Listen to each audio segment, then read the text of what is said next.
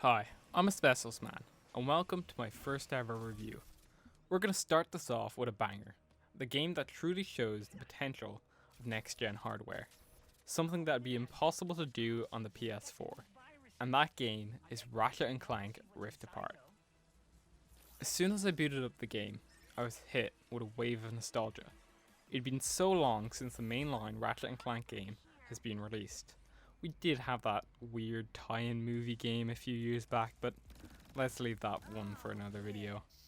Anyways, I was very excited to be back to this franchise, and honestly, I couldn't stop smiling for the majority of the game.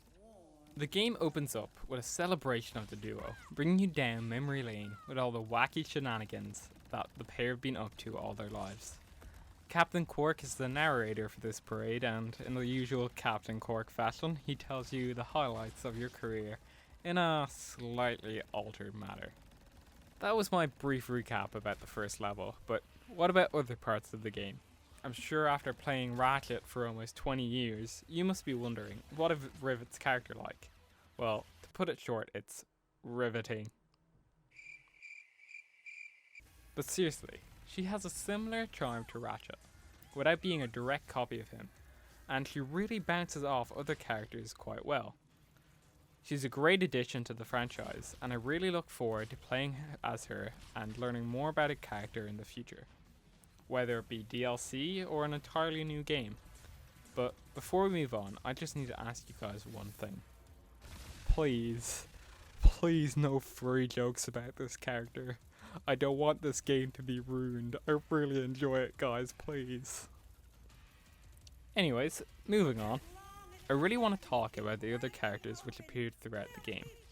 But since Insomniac hasn't really talked about them pre-release, I think it's better off leaving them out of this video to make it as spoiler-free as possible.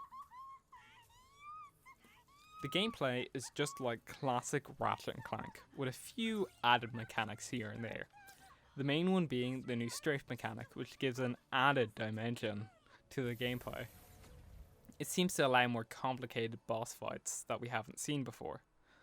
Though I do think people who haven't played the game in the franchise wouldn't really see anything groundbreaking in terms of gameplay, but it's still fun as hell, and I think everyone should give it a chance. When I received the hover boots for the first time, I was so excited. I absolutely love these things in previous games. There is nothing more fun as a child going from one end of the map to the other as fast as you can using these things. That being said, I do wish they did slightly more with them. Maybe take a page out of other games like Spider-Man where you can do tricks in mid-air. And I would love if they added some race courses to the game like they did in previous iterations, because that was one of my favorite parts of the 2016 game. And obviously I can't forget the race courses were present in the original games. In this game, anytime a door needed unlocking, you would have to play this minigame, similar to previous entries of the series, except this time you're a robot spider trying to get rid of any viruses that affected the machine. For those who played the first Watchdog games, this is similar to the Spider-Bot game in that. While fun, I do wish they gave you a bit more to do, as towards the end of the game this began to be a bit repetitive.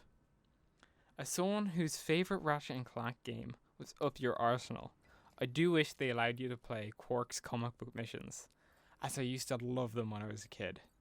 And before anyone says, "Oh, why would you do that, Asbestos Man? They have no reason to let you play as him." Well, if that's the case, why do they have a friggin' arcade machine in Zerkies? Anyways, early on I mentioned how this game shows the potential of next-gen hardware. The risks in this game show what a true game-changer SSDs are. The risks allow you to transport to entirely different parts of the world within a second, which is just unbelievable to see. If this is the very first game that Insomniac has made, or any other developer has made, utilizing the SSD, I can't imagine what they could do in the future when they know the ins and outs of the hardware. Another feature that Insomniac took advantage of was the haptic feedback and the adaptive triggers. The haptic feedback was quite fun. It brought another layer of immersion to the game. I just can't wait to see this being properly used in the next PlayStation VR. It will truly be a game changer. The adapted triggers, on the other hand, weren't as fun to use. Though it was fun at first, I eventually got tired of the triggers having resistance. And after a few hours, sadly and honestly, they just became annoying. Other than that, the added enhancements that these features bring to the experience outweighs the negative experiences that I had with them. There are very few complaints that I have with this game. For the most part, I loved every bit of it. I barely experienced any bugs. I think within the 17 or so hours that I played of the game, I experienced 2 glitches. One was where I had to chase someone down and they just disappeared, and that only happened once. Once I reset the game, everything was fine and nothing else happened. And the other one was while fighting enemies. Even if I stopped shooting the enemies, the game would still make the sound as if I were shooting them. This happened slightly more than I would have liked, but it wasn't really a deal breaker at the end of the day. The only proper complaint is that there was one side mission where you'd have to collect a certain amount of items in order to get a spy bot for the Rhino. But some of them were stuck in very difficult to get places. For a while, I was confused on how to get them, because there was seemingly no ways to reach them. After spending a certain amount of time trying to figure out a solution, a time that is too embarrassing to admit in this video, I finally figured out that you have to collect all the other items first, before collecting the hard to get ones. Now realistically, is this my fault? Yes.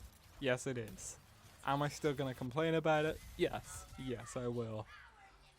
But other than those few things, I was very lucky and thankfully didn't experience any other bugs.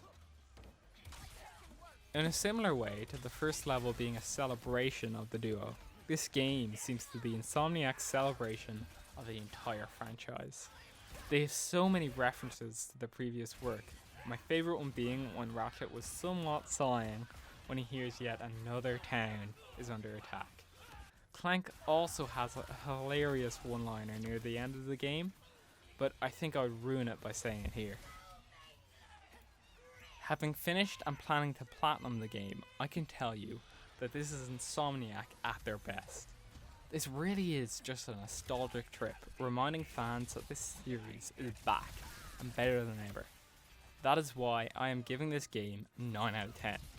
And maybe we'll even see more of what they have to offer in the Ratchet and Clank franchise next year during the 20th anniversary. Maybe a remastered edition Insomniac, hint hint? Anyways, that's it for this Asbestos review, and I'll see you guys in the next video. Thanks for watching, like, subscribe, and leave a comment on how you guys think I can improve.